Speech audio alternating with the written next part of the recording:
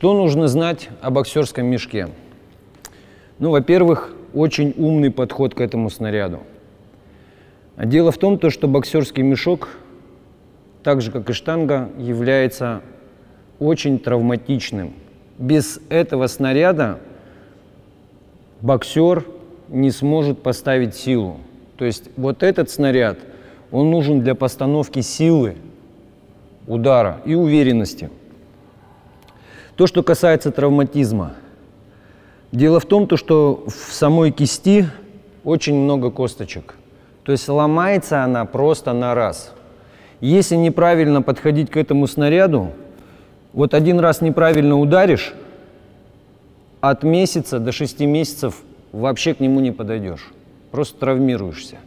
Травматизм не только костей, суставах, сухожилиев, но также идет отражение в спинной и головной мозг. То есть, по большому счету, можно себя разрушить очень быстро вот этим снарядом. Если неправильно к нему подходить, долбить его бездумно нельзя. То есть это связано с травматизмом. Второй момент, который нужно знать про этот мешок. Ну, безусловно, этот мешок, он является основным снарядом у боксеров. То есть круче него, по большому счету, нету. И где-то примерно до 80% всего времени боксер тратит на боксерский мешок. На его изучение, на его понимание и так далее, и так далее. Дело в том, что боксерский мешок – это не живой человек. И если живой человек видоизменяет во время боя углы, меняет, то есть направление и так далее, то боксерский мешок, он неподвижен. Выставлять в первую очередь на боксерском мешке нужно набивание, через принцип набивания.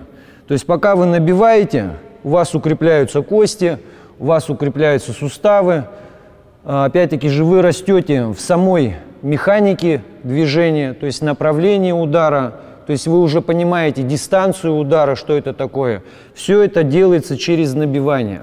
Это самый главный момент. По большому счету, все то, что вы видите в интернете под видом профессиональная постановка удара, на самом деле это набивание.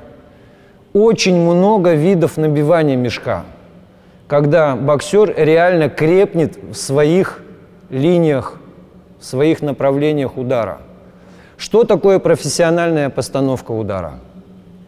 Профессиональная постановка удара – это стопроцентное понимание видоизменения боксера уже, как в боевом положении. Дело в том, что если мешок он не меняет своего положения, то во время боя, то есть малейшее отклонение может привести просто к краху.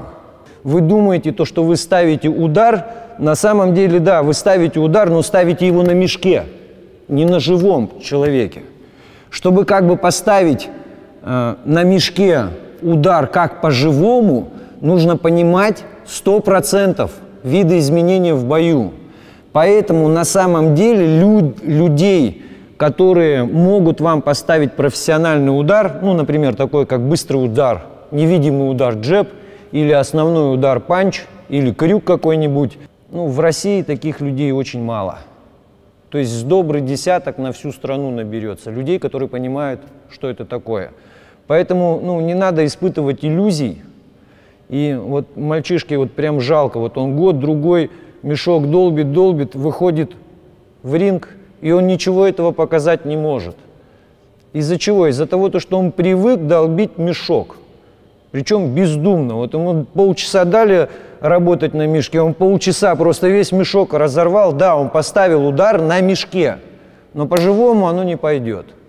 Поэтому не уродуйтесь, парни. Подходите к этому мешку очень-очень умно. Теперь существует основные три вида мешка. Мягкий, жесткий и средний мешок.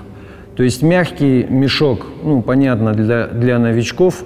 То есть я объясню, очень много моментов связаны с набиванием мешков.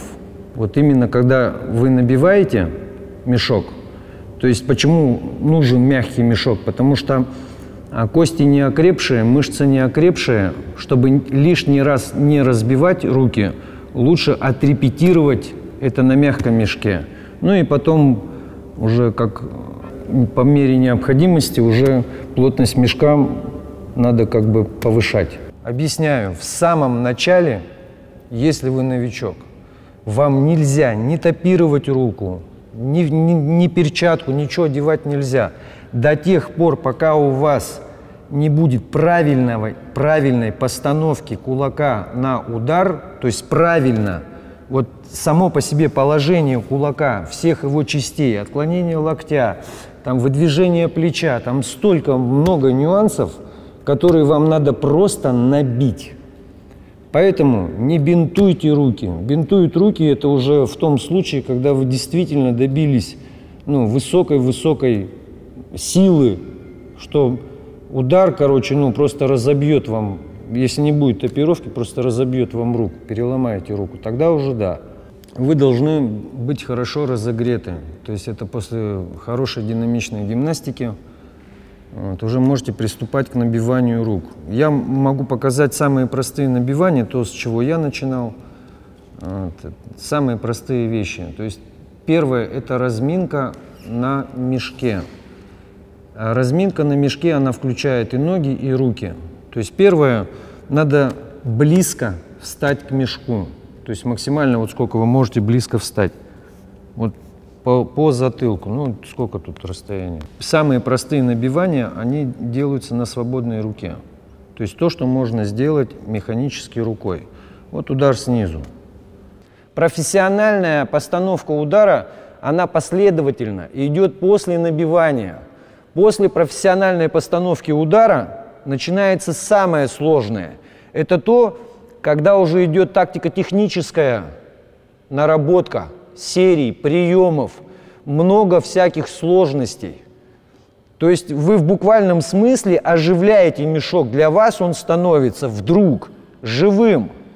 Здесь все выставляется. Движение ног, движение всевозможных защит, положение дистанции, как вы стоите, куда будет двигаться ваш противник. Вы все это в своей голове через деймоторную тренировку. То есть что такое деймоторная тренировка? Это представление, например, вот сидя в кресле или лежа, вы можете реально представить всю картину боя. То есть весь ваш рисунок боя. То есть все ваши движения настолько отточены, что вы, закрыв глаза, можете представить всю картину боя. Вот то же самое вы делаете с мешком. Иногда вот боксеры-профессионалы, вот у меня в зале тоже частенько такое бывает, мальчишки, которые уже понимают, что это такое, они с мешком работают и что-то себе бубнят под нос. Ну типа, иди сюда, там что-то такое, в общем. Поэтому этот снаряд реально сложный. Этот снаряд может вас покалечить. Поэтому надо обязательно очень грамотно его изучать поэтапно, через набивание до профессиональной уже подготовки к бою. Первое, с чем вы знакомитесь через набивание, это механика движения. То есть это очень четкая постановка, вот именно с точки зрения уже физики. Потом есть еще анатомическая жесткость. То есть что это такое, это анатомическая жесткость? Это то, как крепнут ваши руки. Вот первая ошибка. Мальчишки топируют руку, одевают перчатку. Вот новичков касается. То есть мышцы еще не сформированы, на сжатие не сформированы, как это правильно сказать, на правильное положение постановки кулака при ударе. И вот они делают себе вообще неудобное положение настолько, что во время удара у них видоизменяется настолько линия удара, что если к этому они привыкнут, по-другому просто переучить мышечно, это очень сложно. Проще заново все лепить. Поэтому первые самые уроки, особенно которые по механике удара, они должны быть голой рукой. Но еще раз говорю, здесь есть степень осторожности через набивание, потому что если вы кожу даже сотрете, бить нельзя. Не дай бог вы туда мусор занесете, это вообще будет катастрофа.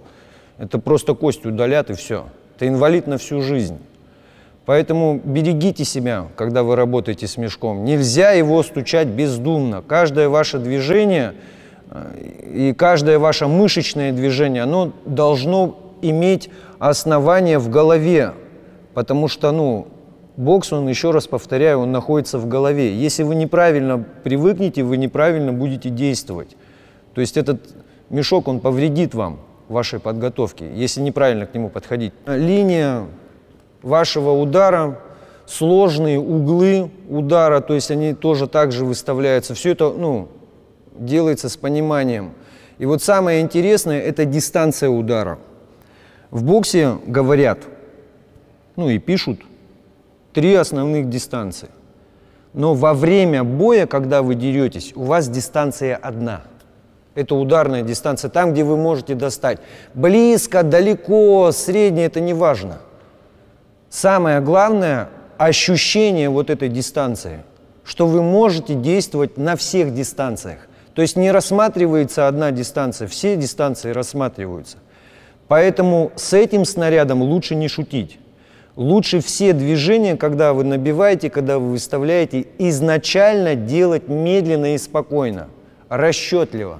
Мне нравится это слово, потому что ты действительно все рассчитываешь. И потом со временем все вот это ускорять, усилять. Потом, когда уже вы руки набили, уже без бинтовки, без перчаток, потому что это тоже, к этому надо привыкнуть. И когда вот особенно руку топируют, даже профессионалы, там бинты до 7 метров. В соревновательном варианте 7 метров, марлевый бинт. В таком обиходе, 4-5-метровые бинты. Как намотают черти чё. Профессиональная подготовка, постановка удара, она зависит, она вообще, там троичная система идет: спарринг, лапы и боксерский мешок. Вот 3 вот эти вещи, они помогают выставить правильно направление, линию, дистанцию, там все вкупе в одном. То есть, если вы занимаетесь только одним боксерским мешком, вы просто бедный. Просто бедный. Недостаточно одного мешка для сильного удара. То есть, тут и лапы нужны, и упражнения на зеркале, и обязательно упражнения в спарринге. Еще раз говорю, видоизменения человека в бою, вот так как вы бьете мешок, живого человека вы не побьете. Он просто вам не позволит, особенно если он более-менее готов. Единственное, вам могу сказать, что вот в тактическом рисунке, когда вы уже работаете и понимаете видоизменения, то есть ваша задача в бою загнать человека под такой угол, который вы отрепетировали на мешке. То есть вы реально его загоняете в такую ситуацию, где вы очень хорошо знаете, что вот этот удар ляжет уже 100% в цель. Прицел в тактической работе выставляется как на мешке, так и в бою, так и на лапах. И на пневмоснарядах всякого калибра. Там очень много сопутствующих вещей. Нельзя рассматривать мешок с точки зрения только одной колокольни. Побил мешок, боксером стал. Да ничего подобного. Вон в фитнесе висят боксерские мешки, в качалках висят боксерские мешки. Однако же боксерами-то не становятся. На боксерском мешке набивается не только удар, но также выставляются и всевозможные защиты, защитные действия, как правильно на него наваливать, как правильно отражать удар, где и что. Набивается много всяких вещей. Есть упражнения, которые набивают тело. Раз, два, три, раз, два. Есть еще один момент. Вот когда мешок на вас давит, когда вот давит на вас мешок, тогда вы с ним и работаете. Но есть упражнения, где вы в буквальном смысле ловите мешок в движении, правильно рассчитывая уже сам шаг. Здесь можно делать маневры с точки зрения защитных форм. Например, уклон, удар, из-под угла ударил, нырок, удар, Все дистанции на нем ставятся. В следующих видео мы обязательно расскажем подробно о всевозможных способах набивания мешка и постановки на мешке таких ударов, как короткий, средний, длинный, и возможных комбинаций, некоторых приемов, которые, без которых бокс будет просто беден. Поэтому обязательно надо нарабатывать. Если мотивация пропала к тренировке, то надо вернуться к изначально первой поставленной задаче. То есть задача определяется всегда целью. В боксе есть 3 основные цели. Первая цель – это справиться со страхом. Вторая цель – это победить боль. И третья цель – научиться через проигрыш. И поэтому говорят, что в боксе есть 3 вида тренеров. То есть первый тренер – страх, второй тренер – боль, и третий, самый главный – это проигрыш. Вот важно понять, на каком моменте вы буксанули в своей мотивации. Потому что если это связано с вашими какими-то внутренними страхами, то это все побеждается.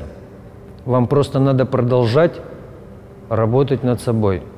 Если это касается боли, то есть вы, вас останавливает сам процесс восстановления, то есть мальчишки приходят на бокс, насмотрятся там Тайсона, я хочу быть как Тайсон.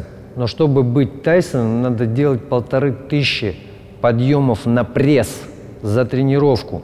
Там около 2000 отжиманий за тренировку. Это сумасшедшая работа. Это очень-очень больно.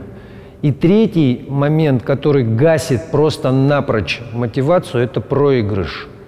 Это все работа над собой. Проигрыш, если вы хотите научиться побеждать, то вы должны научиться проигрывать тренировку. То есть на тренировке вы учитесь через проигрыш. Ничто так не мотивирует, как проигрыш. Поэтому, парни, если ваша мотивация пропала, надо изначально понимать, из-за чего, где вы неправильно себя настроили или неправильно определили свою цель. Просто надо пересмотреть, заново, и вы будете замотивированы просто своим пересмотром. По крайней мере, у меня так было. 3 тренера – это сила, страх, боль и проигрыш. Ничто так не назидает, как вот эти 3 вещи. И благодаря вот этим 3 вещам из мальчишек превращаются в боксеры. Кто такой боксер? Боксер – это человек, который, с одной стороны, делает невозможное. То есть, как мы говорили, то есть неубиваемые люди? Нету. Но именно этим человеком вы должны стать. Есть честные люди? Да нету. Вот именно этим человеком вы должны стать. Точно так же, как и боксер. Вот нету боксеров. Вот именно этим человеком вы должны стать. Поэтому глубже думайте, не будьте поверхностными.